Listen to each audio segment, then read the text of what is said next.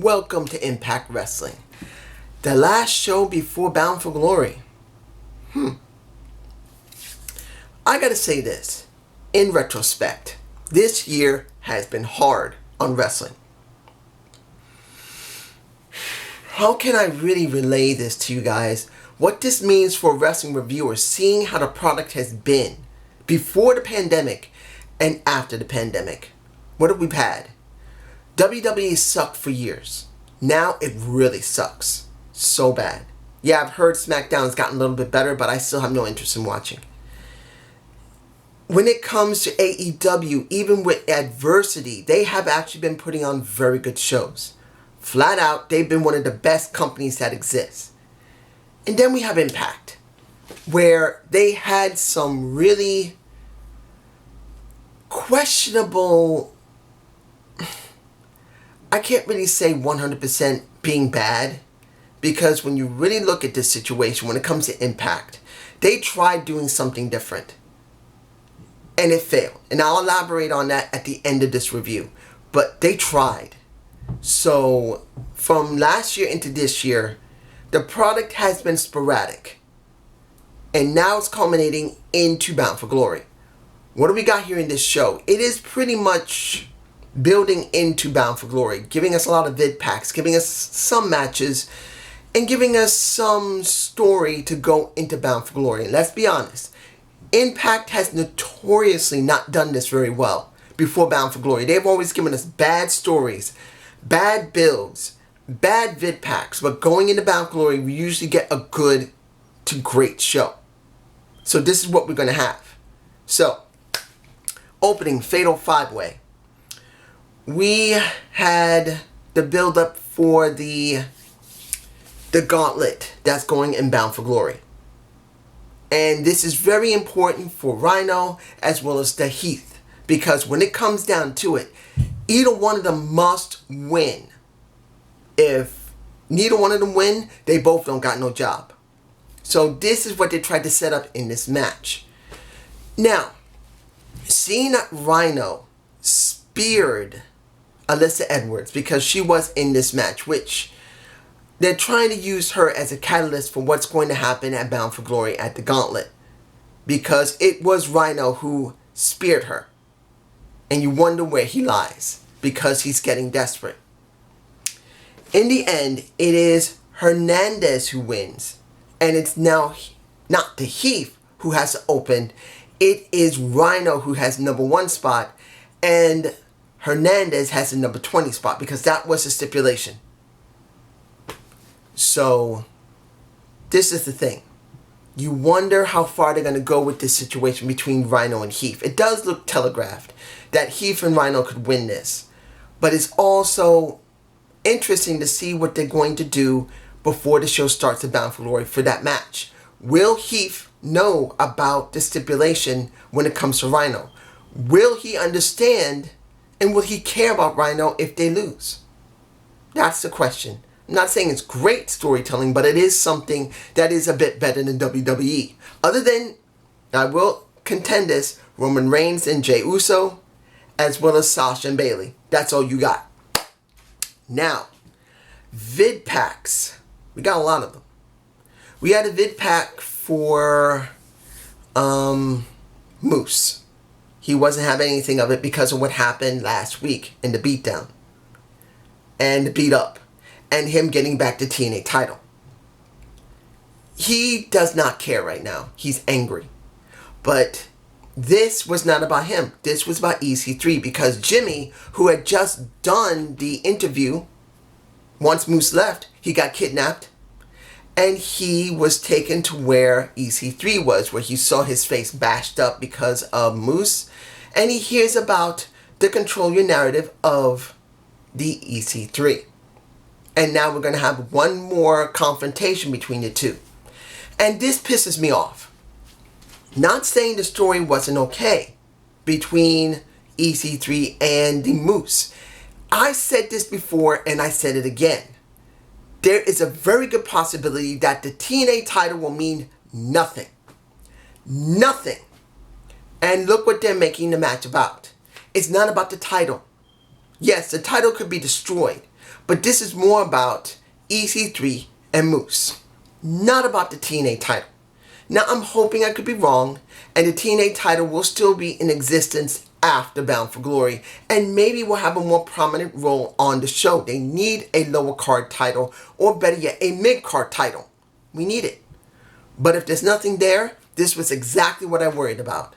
But EC3 sounded really good. He did. And I am interested in seeing this fight they're going to have, this final confrontation. Question's going to be, what will happen afterward on the next show of Impact? Deonna Perazzo has her moment, as well as Kylie Ray, in their vid packs, talking about how they both are great, how special both the Kylie Ray is and how the Deonna Perazzo is. I gotta say this, between the two, who do I like the most? Do I like Deonna Perazzo or do I like Kylie Ray?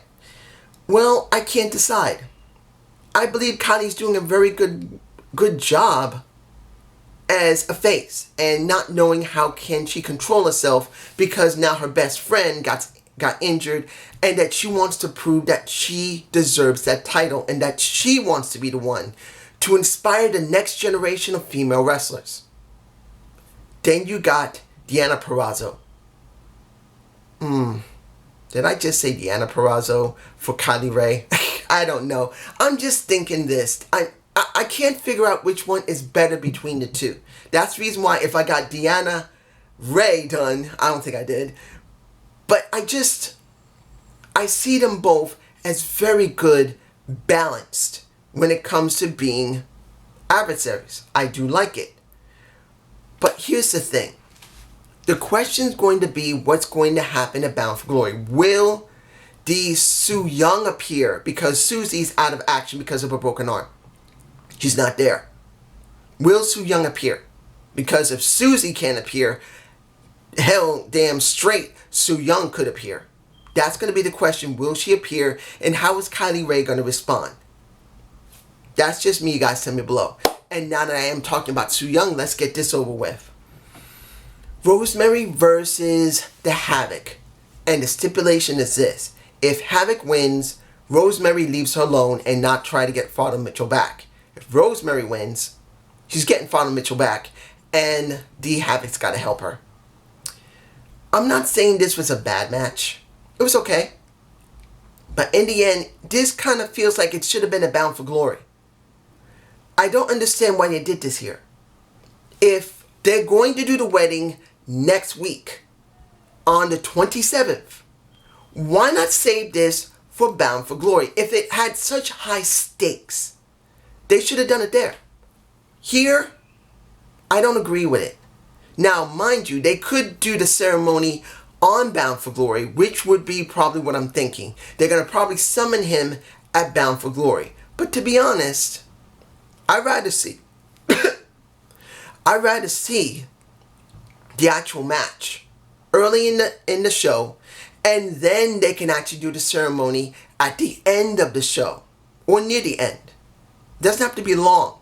They just got to bring him back. It's just me. You guys can tell me below if that makes any sense or not. For me personally, I think they should have saved this for the show, for Bound for Glory, and then another part of Bound for Glory, they try to bring him back, and they do. It doesn't have to be long, either one. They can do like 5 minutes for the match, and like 5 minutes for the match, and then 10 minutes for the incantation.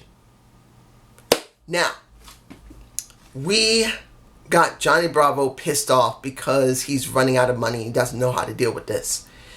I know I don't need to mention it, but I need to say it because I did leave a long vid pack between. Sorry about that, my battery died, damn it. I hate when I'm in a train of thought and the battery just says, oh, I'm kind of low, I think I'll stop. End. Anyway, Johnny is just upset. Flat out. And this pressure is getting to him. And they made the vid pack about how the wedding's going to be. Why Johnny's being with Rosemary. Why Rosemary won him. They just tried to make it mean something. As I said before, I don't care about the wedding. I don't. I don't really give a damn about the wedding. I'll give them effort. I'll give them credit for the effort. But I don't really believe it's necessary. I just don't. But that's just me, you guys. Send me below. Now, Sammy Callahan versus Eddie Edwards. No Ken Shamrock at ringside. I am so frustrated.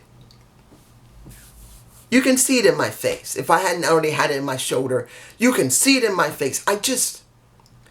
You need Sammy Callahan in the main title picture. Yeah, sorry for the noise, guys. You need him in the main title picture. You need more people in the main title picture. And I'm hoping, mind you, let's put this in perspective. If Rich wins, I am definitely all in on seeing Rich Swann go up against Sammy Callahan in a feud that makes the best sense, which I said should have happened last year.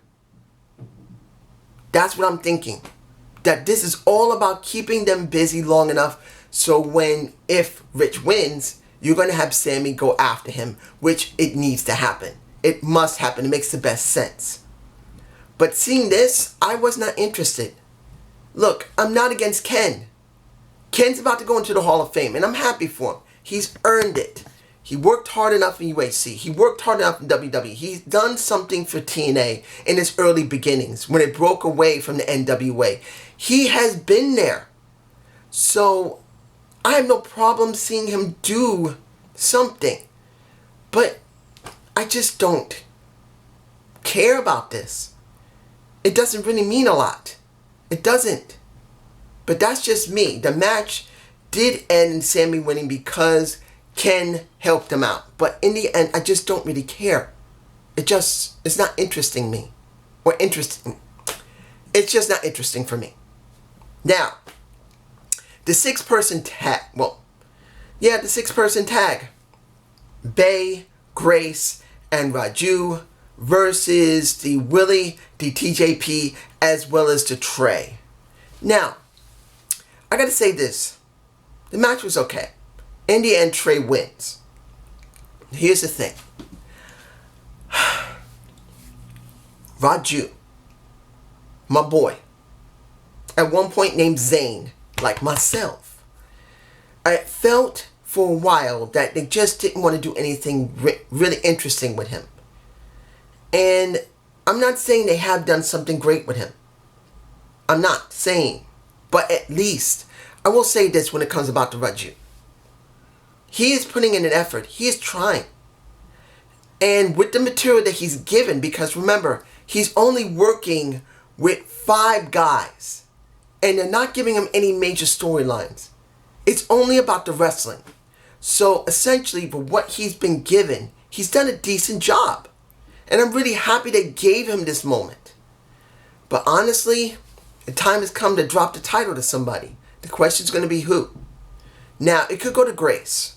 Now, I'm sure not everybody's going to be happy about that. It should have been Tessa Blanchard in that position instead of her. But if Grace does win it, at least it will be something that makes sense. Jordan Grace has already gone for the women's division, and now she wants to try the X division. As long as she doesn't go near the main title, it's okay. It's fine. I know that not everyone's going to agree with that, but it makes sense that she go for the low tier title of the men. And it makes sense that it works in that respect. Now, I'm not saying it's going to work great, but at least it will be something different. If it's Trey, which I do believe it might be, it will make sense with him. Because they've been doing something with him for quite a while. When it came to him and Ace Austin, it makes sense and he should get it. If it's not one of those two. But that's just me. You guys tell me below. Eric Young had an interview. Eric Young got his butt whooped a bit by a Rich Swann, saying that everything I've done has been everybody else's fault but my own. I do not take responsibility. I gave them a chance to stay out of trouble. I gave them a chance to understand what is supposed to be going on. And now they don't want to hear it. I am blameless.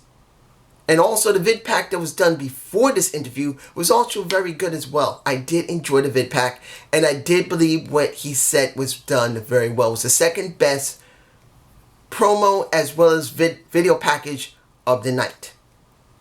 So I am very interested in seeing how Rich Swann does with the Eric Young. Last match of the night. The North versus the Good Brothers. It didn't last very long, because eventually the ref did a no contest, which actually was the wisest thing to do. With the let me give it to you like this. I'm sure not everyone's going to be happy with the no contest. But let me ask you, do you actually want to see the Good Brothers win? Do you actually want to see that the North win? Did you want the Motor City Machine Guns to get the win? You don't want anyone to get the win. It would have been better to just have a brawl. And that's what we got. No one jobbed.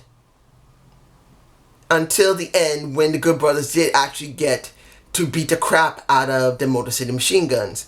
But they didn't need the job officially in a match. I will say that was a better way of doing it. And I don't want to see it often.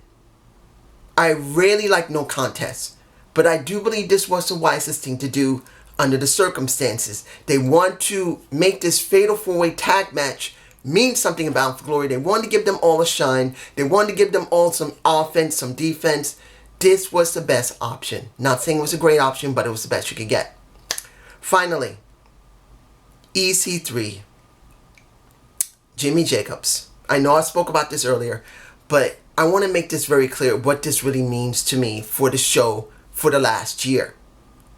Control your narrative for the show for the last year.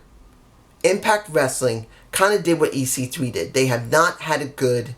They tried to control the narrative. And as EC3 got his ass whooped by Moose last week, this is how it was for Impact Wrestling for the last year. Remember, guys, you saw Tessa Blanchard get the world title, rushed through it, made Sammy Callahan look like a bitch. Not because he jobbed his ass off like a bitch, but because she left and pretty much screwed up the company. Whether she kept the title and wanted ransom or not, it doesn't really matter now. Many people said that did happen. Many people didn't say it. Andre said it never happened. I tend to agree with him because he does know the business way better than me. He does have contacts. But honestly, whether she did or not, whether anyone else did anything that you agree with Impact or not, you basically have a kind of parallel between EC3 and Impact Wrestling. EC3 went to WWE to really make himself reappealing to them because he left and they didn't do anything with him. He built himself up at Impact Wrestling, went there, he thought he was going to have something great, something magical. And what did they do? Nothing. He lost total interest until they fired him. I don't know, I think he got fired or he just left. It doesn't matter. And now he tries to reinvent himself again here at Impact. Impact Wrestling. New management nearly a year and a half ago. Everyone was saying everything's going to be great. I said, let's be patient and see where they go. And they went in some very good directions until they decided to go through Tessa Blanchard. And instead of her going through the X Division and then the world title, they went straight to the world title with her. They put a rocket ship up her ass and they fired it into the moon. Shattered the moon instead of flying around it. What do I mean by that? Essentially, where is Impact now? Instead of doing something great with Tessa, she left. They had to fire her. Flat out, that's how it is. And now she's scheduled to eventually go to WWE. Where, as it stands right now, the way they are, if she does not get sick from COVID, if she does not get treated not very great on NXT, eventually she's going to be fed to Charlotte.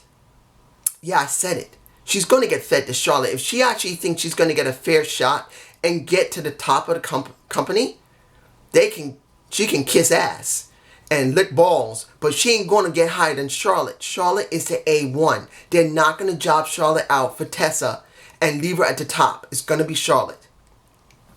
So this is what we got.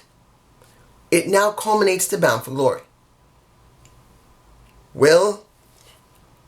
This is hard for me. Will Bound for Glory mean something for the company because they don't really have a lot. They're going up against AEW and WWE. And they're not doing 100% great on Access TV. Look what happened when NXT went on Tuesday. Their viewership dropped. They need something to get them going. And I don't know if this Bound for Glory is going to be it. I do believe it's going to be a damn good show. But I don't know if it's going to help them going forward. They need more. Hell, they need like a CM Punk coming back. They need someone that's special. They need like a John Cena to go over there and work with them. Something that will shake up the entire company. Something that will bring them eyes. But as I see, I still love Impact and I'm going to keep reviewing it. But I don't see anything great right now. They need to shake it up. But this is just me. Have a good day. Have a good night. Peace.